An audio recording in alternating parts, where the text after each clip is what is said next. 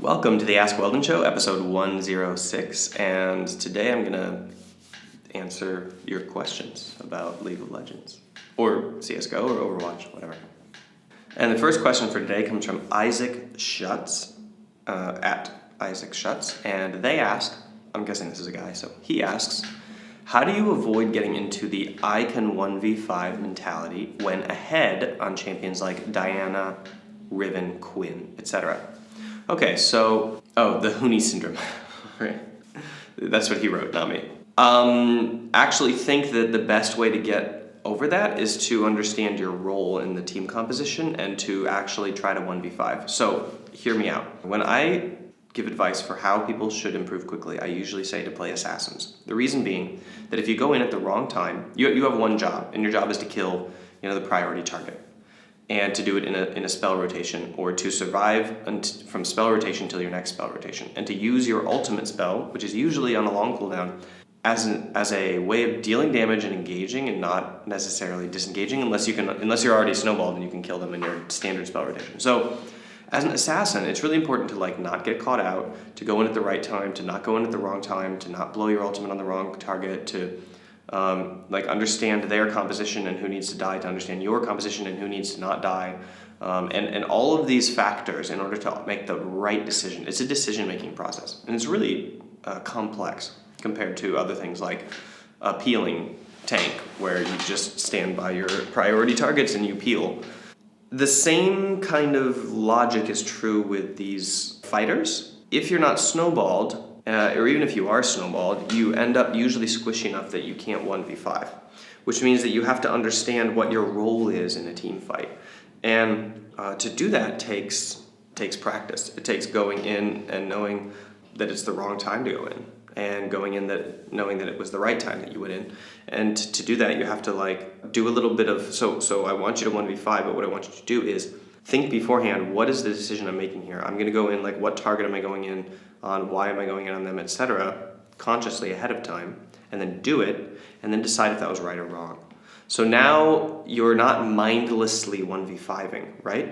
What you're doing is you're trying to fulfill your role. And if you look at Huni's play, when he gets a champion that's picked in that role, he knows what it is. He knows what his role is, and he tries to fulfill it to the maximum of his potential. Now, those champions, unfortunately, aren't an optimal way to win the game.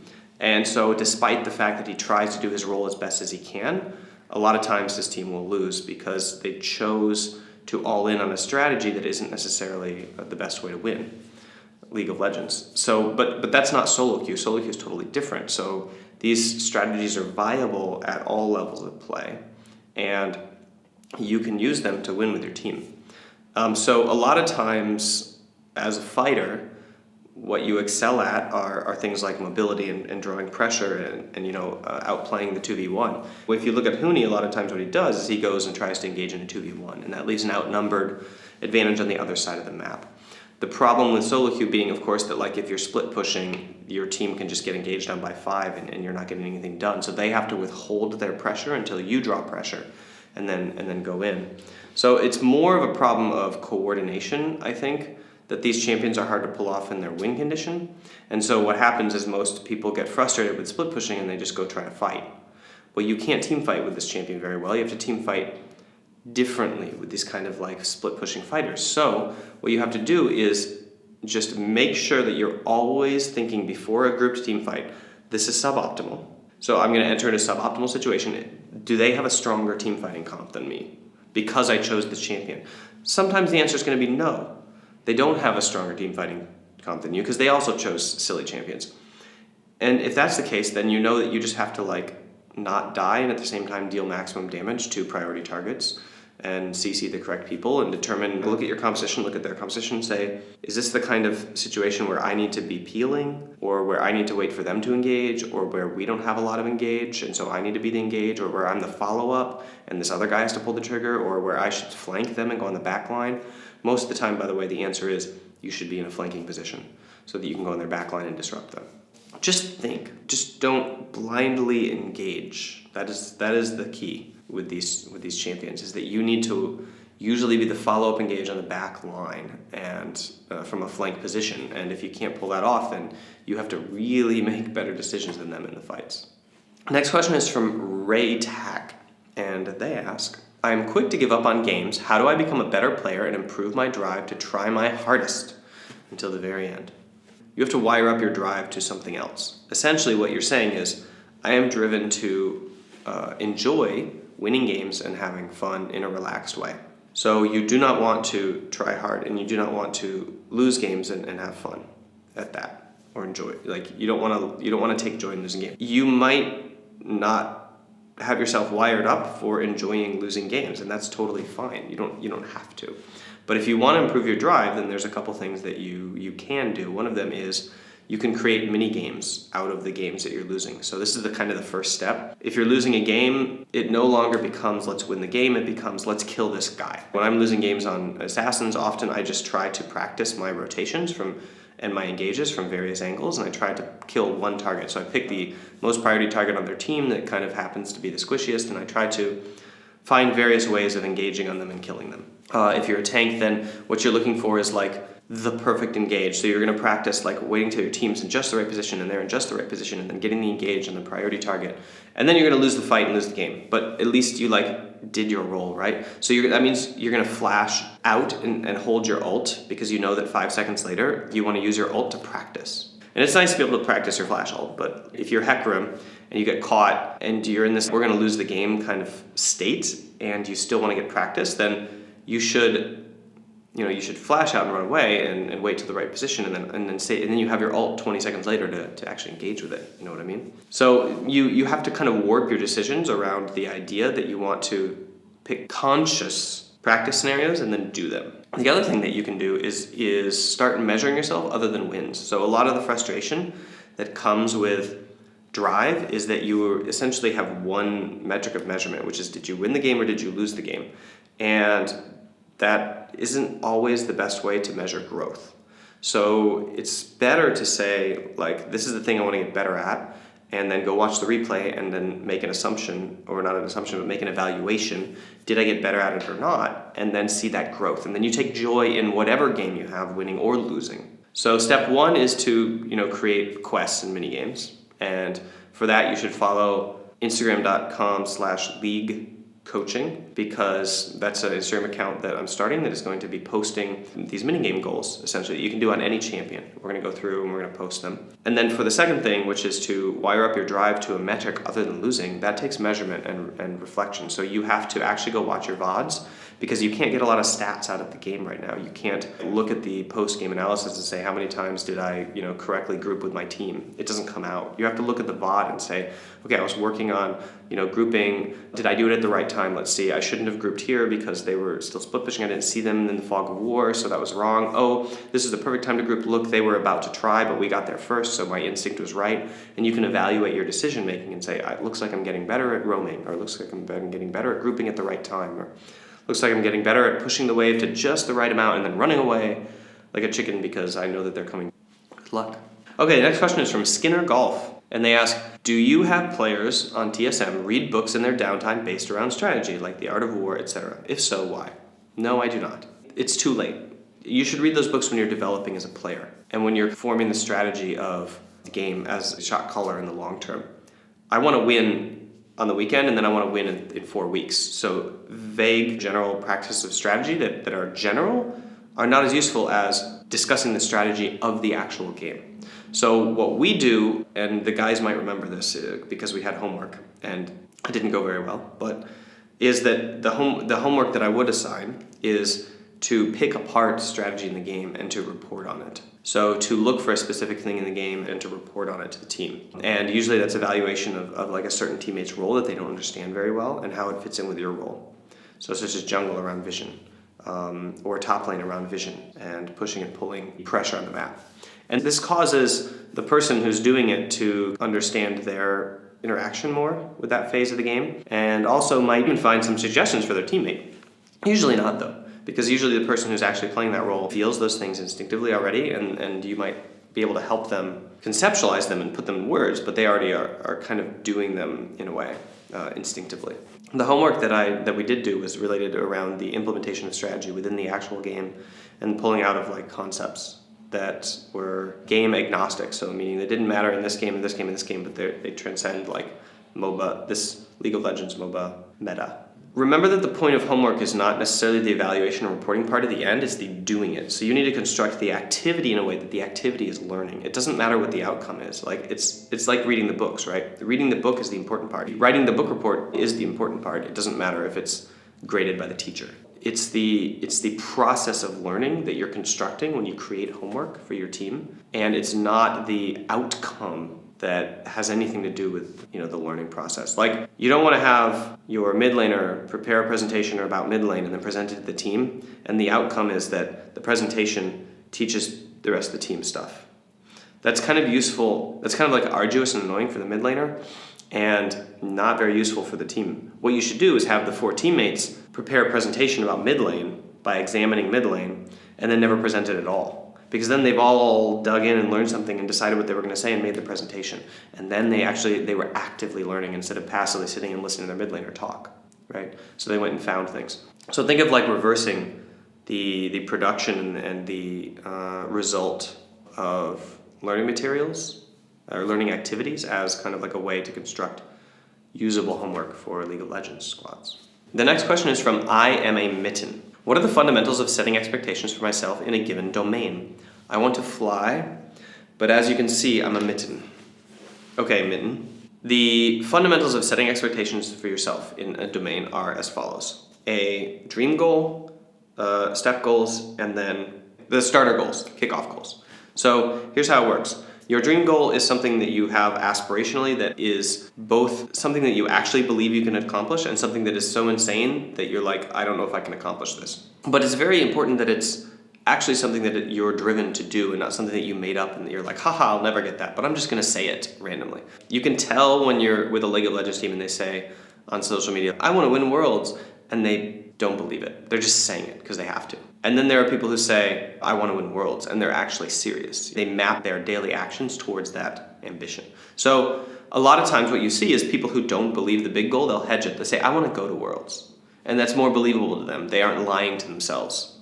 So when you're constructing your dream goal, it's important to be able to stretch your mind and understand what is humanly possible for you. And that's a lifetime process. For some people, they never get there. Or it's like a 3-week process, and for some people, they go through this growing and stretching process, and all of a sudden they have ambitions that are bigger than the town they grew up in, or ambitions that are bigger than what their parents told them that they could or couldn't do. And they realize their potential in the world. Now, the second thing you have to do is build metrics. So these are the step goals. What does it look like after a week? What does it look like after 10 years? If I want to be a billionaire in 20 years, how much money do I need to have in 10 years? If I want to be a millionaire, millionaire in 10 years, how much money do I need to have in 1 year? Okay, so now you've taken that goal and you've broken it down into steps that are understandable, and you know that if you want to achieve this thing at the end of a long time span, then there are these metrics you have to hit kind of as a report card along the way. You can see how you're doing, and you can evaluate your life. And then you have just the goals that you set in the morning. Like I came in and I was like, I want to produce content. I don't want to consume anything. I don't want to open my email. I don't want to open YouTube. I don't want to open any sort of like phone. I want to produce content all morning. And then, I'll get into the response-oriented kind of business stuff. You set up those kind of daily trigger. Okay, I really want to write a blog post today, so I need to sit down and open up a Google document and write a few lines. And it's kind of like a transition goal where you have this thing that you want to do, so you set the beginning of that is the hurdle. Just sitting down and doing it. The start of whatever you're going to do is always the biggest hurdle. So your ambition in the day is usually just to sit down and open the camera and hit record, or open up a spreadsheet and start typing in numbers. And then after that, you can deal with finishing the task or polishing it up. And then you work on the finishing part, but usually the start is the hurdle. So those are the 3 fundamentals to, I gotta hit spacebar so I can read the question again.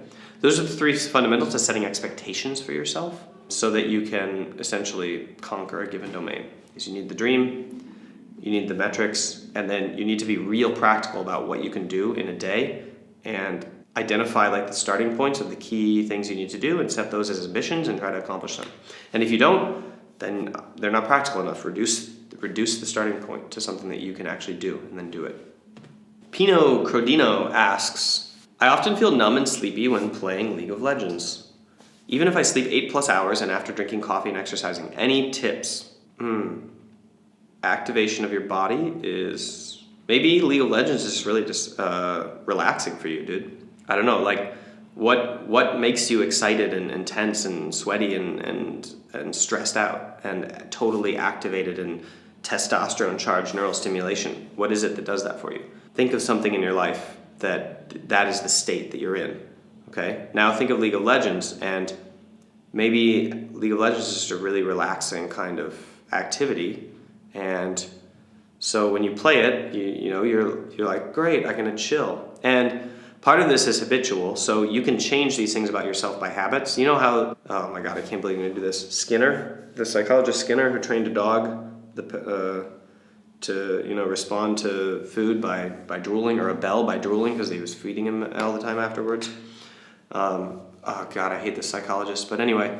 So you can change the biochemical response to a stimuli by conditioning yourself, essentially. And you can do this, you don't need necessarily the actual food like a dog would. You can do this in your own mind. But essentially what you want to do is purposely control your internal state and ramp it up.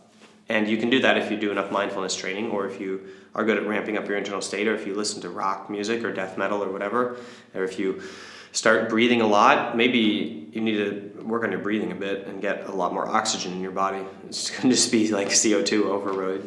But it could also be that you just are not interested at all in the League of Legends experience, and it's not what turns you on. So if you notice that when you go out skateboarding, your body literally lights up like a candlestick.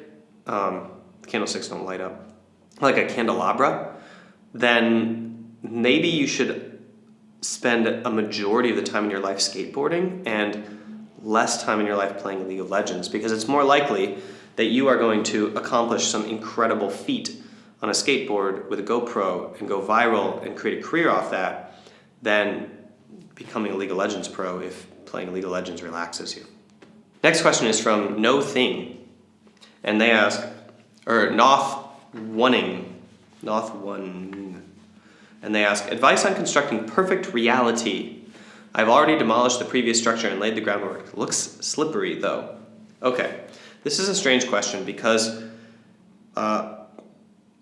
constructing a perfect reality means being able to accept whatever reality is. Then it's perfect. Congratulations. So it's really an internal struggle with adapting and learning how to accept the universe, whatever happens. So you have to accept, first of all, death. That's the first step. You're going to die, most likely. Odds point towards it. And being able to kind of accept the reality of death is a lifelong struggle and a religious struggle for many people. So maybe you don't want to start there. That's where I started. I don't really know like, now that I've been meeting a lot of other people and having deep conversations with them, I think maybe it's a bit weird that like I do not fear death. Like, of course I'm scared of the edge of a cliff, and I don't want to get hit by a car, and I'm scared of, like bullets if I see a gun or whatever. But the concept, the existential crisis of death, like not existing anymore and not having legacy and whatever, like those things don't drive me to this kind of black place of fear. And so I feel like that allows me to do things in reality, such as, go up to an investor and ask for an investment that other people are afraid of. And I was afraid of that too, but I took a few deep breaths and I ramped up my courage and I went and did it. And I did it because I took it to the fullest extreme of where it could go, which is like, oh, they could say no to me, oh, they could say no and punch me, oh, they could say no and punch me, and then call my family and say that I'm a horrible person, probably not likely to happen, but you take reality as it is and you figure out a way to accept it and then do what you want anyway. That's conquering reality. That's building a perfect reality. So you're not going to be able to build one out here. You have to build it in here. Okay, that's the show for today. Thanks for tuning in, and I have a comment here from Duked URL, and they say 1 week of no caffeine, pop, and sugary liquids for drinking only water starts in 3, 2, 1. So congratulations, buddy. Good luck on that, and let us know how it goes. Be sure to check out my Mac program. It's coming along. Like I'm doing a redesign of my website, it's not launched yet, but it's going to look really, really beautiful. But check out my Mac program down below, mindgames.gg, MAC. It is the mindfulness training program that I created for electronic sport athletes, but it applies in other realms of life, such as study, professional life, entrepreneurship, obviously, and business management, these kinds of things. Anywhere where you want to be a person who is driven by your values instead of your emotions. That's what this program is all about. So it's mindfulness combined with essentially cognitive behavioral therapy, or more or less like acceptance commitment, which is a protocol for accepting reality and committing yourself to acting exactly how I described with the investor thing, where you accept reality, or you accept what is there, and you accept the internal state that accompanies it, maybe makes you uncomfortable, whatever, and then you commit yourself to an action that you know maps to where you want to be in the future. Acceptance and then commitment. That's what this is all about. Mindfulness, being aware of what's going on and what is influencing you, acceptance of your internal state and the external reality of what's going on, and then commitment to a course of action that takes you where you want to go. So that's what that program is all about, and it's $25 right now. Maybe when you're listening to this video, it's going to be a lot more expensive, but that's because you missed out, and we're on version 6, and I raised the price. But if you get it now, you'll always have it, and you will always be in it, even as I improve the program, and even as the price increases. And it is essentially 47 videos in a course-like lesson, 7 modules, 7 videos per module. So you do one a day.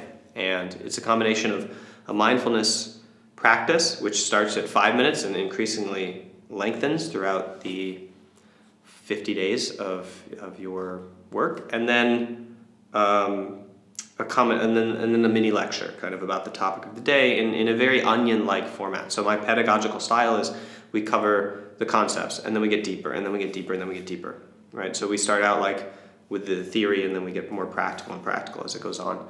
And the activities are coming back in. I'm slowly adding in the activities that I lost with my last website when they crashed, or didn't crash, but just kind of like, it was proprietary. When I extracted all the data, it was in a format that wasn't usable unless I buy their stuff again. So I had to remake them all. And those activities kind of help you uncover and unlayer this process that you go through on a daily basis, whether you know it or not. And kind of lay it open to you to actually manipulate instead of being what you think is a subconscious process. It's actually not a subconscious process. It's quite a conscious process. It's just you don't see yourself doing it because you're not looking in a mirror that is pointed at your brain inside. This got really weird. Okay, anyway, check out the program, mindgames.gg/MAC. You can read about it there. You can see a few testimonials. I have millions more in my inbox, but mostly I just celebrate those and give myself a pat on the back and get motivated to actually work on the program some more when I get them. So if you are in the program, please send me a note saying what it has accomplished for you so that I have motivation to keep driving forward.